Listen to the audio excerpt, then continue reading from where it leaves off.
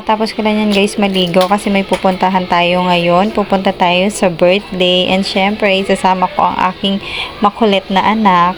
Ayan nga guys at naglo-lotion na ako. Super natuwa ako guys na nabili kong lotion kasi hindi siya malagkit. Vaseline yung lotion ko guys. After ko mag-lotion syempre kailangan natin magpaganda. Ayan, nag-lipstick lang muna ako. Lagay ko na rin yung aking kunwari gold na kwintas na nag-a-attract ng positive vibe. Char! Naglalakad na nga kami dyan ni Colette papunta sa sakayan ng tricycle. Ayan, nakapayo nga kami guys kasi sobrang init. Ayan na nga guys, nakarating na kami sa venue kung saan gaganapin yung first birthday ni Ryzen. Pagdating namin, medyo nahiya pa si Colette at natatakot siya sa mga balloons na nakikita niya. Pero nung tumagal-tagal na kami, nakikipaglaro naman na siya sa mga bata. Tutuwa na nga siya dyan guys kasi may mga kalaro siya. Nung una ayaw niyang humawak ng balloons pero ayan napahawak din siya. Pero yung maliit lang na balloons guys. Ayaw niya nga ng malaking balloons guys kasi natatakot siya.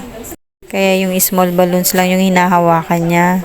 Ayan nga guys at nilagay na yung bubbles. Nung una tumitingin lang siya pero kalaunan natuwa na rin siya at nakikipaglaro sa mga bata. Nakakatuwa nga guys na makitang masaya yung anak ko. Yun lang namang kaligayahan nating mga nanay ang makitang masaya ang mga anak natin. Pag nanay ka na nga guys, hindi na lang ang sarili mo ang iisipin mo, mas mahalaga na sa'yo ang kaligayahan ng anak mo at kung ano yung kakabuti niya. Ayan na nga guys at magsisimula na ang party ni Ryzen. Bilisan mo ha? Ready? Round 2! 1, 2, 3, go!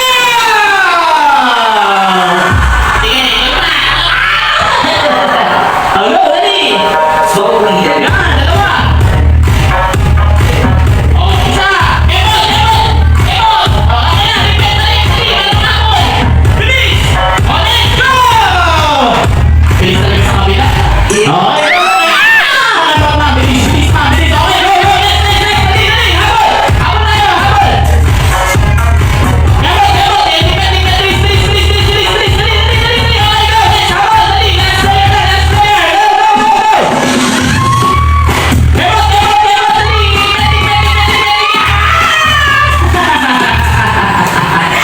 Ito talaga guys ang pinakaaantay ng anak ko, ang eating time.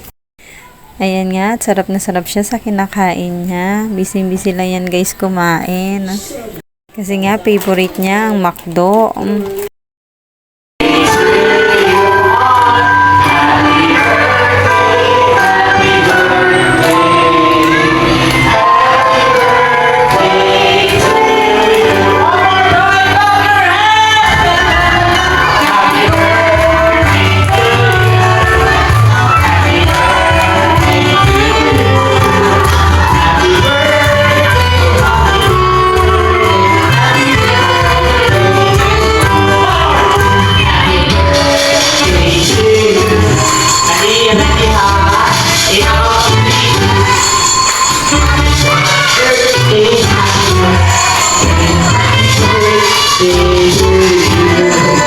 Okay, madam, ready po ha? In count of 3, pag-blow yung candle. Ryzen, ready? 1, 2, 3, blow! Yay! After namin umattend ng birthday party, dumaan kami ng simbahan at dumaan na rin kami ng park. Ayan nga, tuwang-tuwa si Colette kasi may nakita siyang fountain. Thank you for watching!